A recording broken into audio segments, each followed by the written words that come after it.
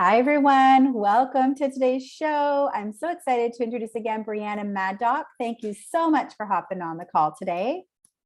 Thanks so much for having me, Debbie. Brianna is a perinatal support worker. Can you just tell us a little bit about what that is? Yeah, absolutely.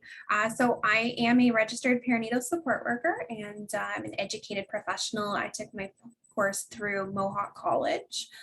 We support parents through fertility, pregnancy, labor birth support, and then also postpartum support for infants up to 12 months.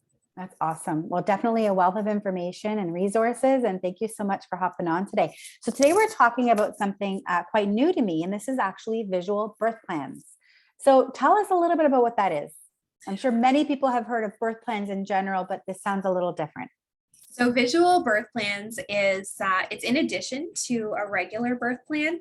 I love visual birth plans because it's another tool that we can use for communication.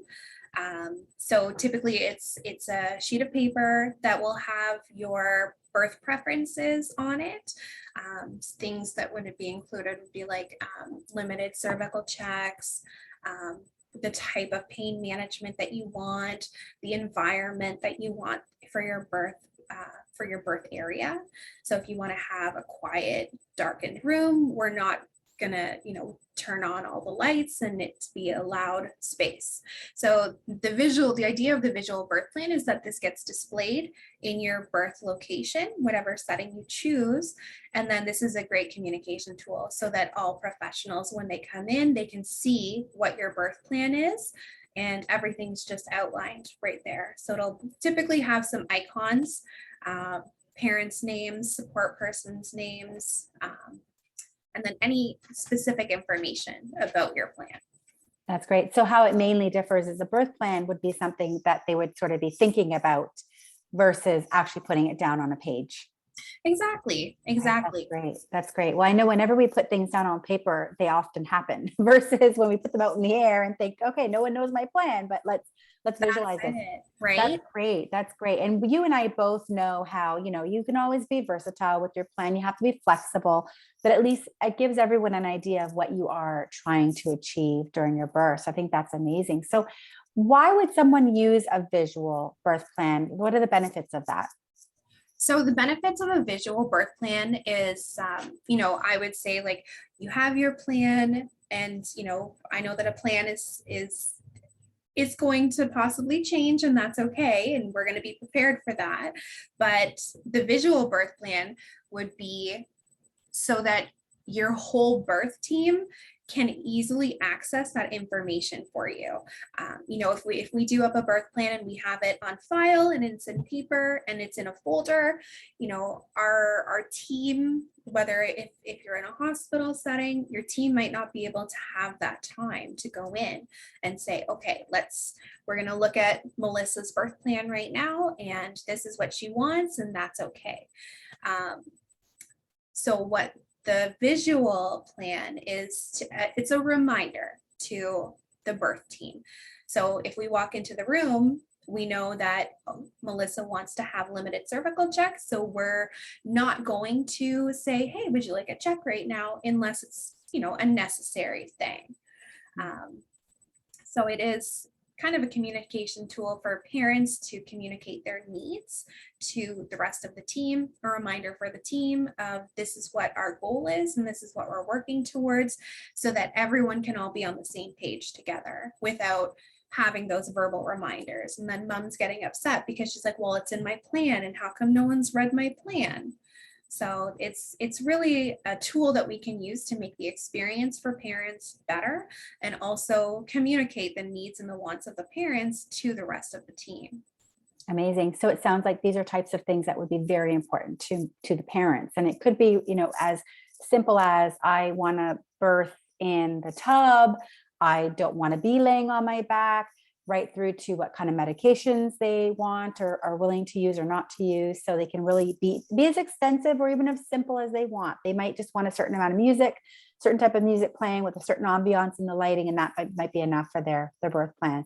So that is great. So if parents do want to start a visual birth plan or learn more about it, where can they access this information? So to access the information, there's a lot of really good resources that are online. Typically, there's one called a Visual Birth Plan Builder as a website, and that's a free tool that I've recommended for parents to use before. And then I would actually start with think about your birth plan. And I'm so sorry, there was a cat tail. That's okay. I would have parents start with creating what their birth plan would be. So think about the setting that you want. Think about what the, ideal birth situation is for you. Have that plan written down. And then a lot of the parents that I've worked with, you worked with them, and we've created this visual birth plan together.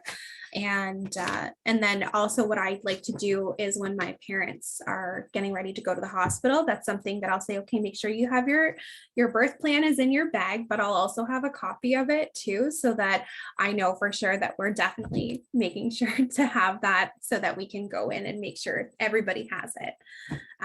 So that's where I would recommend. Another thing that I have just thought of is when this is super helpful and very important for parents that may have disabilities that can't communicate their wants and needs, especially in those moments where they're, when you're in that birth situation and you're overwhelmed, you might have pain, you might be uncomfortable.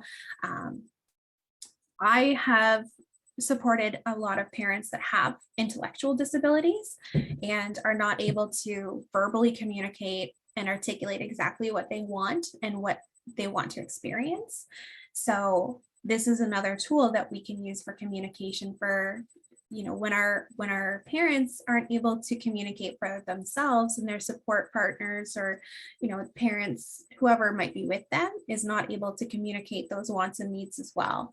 So the visual birth plan is as great as it is for everybody. It can also be a tool that allows our families that we support to have more autonomy. That's lovely. I love that. When I had my first child 23 years ago, I didn't know about the kind of support that was out there back then. We didn't have access to internet as much as we do now, and professionals like yourself. And I just assumed that, I was having a hospital delivery, and I just assumed that there was just one way. I was going to go in and they were going to do it all and tell me how it's done. And it wasn't really my birth. It was just the birth. Yeah. And the nice thing about a visual birth plan or a birth plan in general is it gets parents understanding that they have a lot of control over their birth, and it gets them thinking about all different things they may not have thought of. So if they can, have the luxury of working with a professional like yourself at creating a birth plan, it's going to enlighten them on realizing how much control over their labor and delivery that they actually have. They don't have to go in and let other people decide for them, but they can have this visually be exactly what they envisioned, and always understanding that there's going to have some fluidity and changes as we go, but knowing that ultimately they're in complete control. So this is such a great topic to talk about today. Thank you so much, Brianna, for enlightening us on visual birth plans. You're so welcome. I will have more info in the show notes as well of where they may be able to reach out to you, as well as learning about how to develop their own birth plans. And thanks everyone for joining. And thank you again, Brianna, for hopping on. Thanks for having me.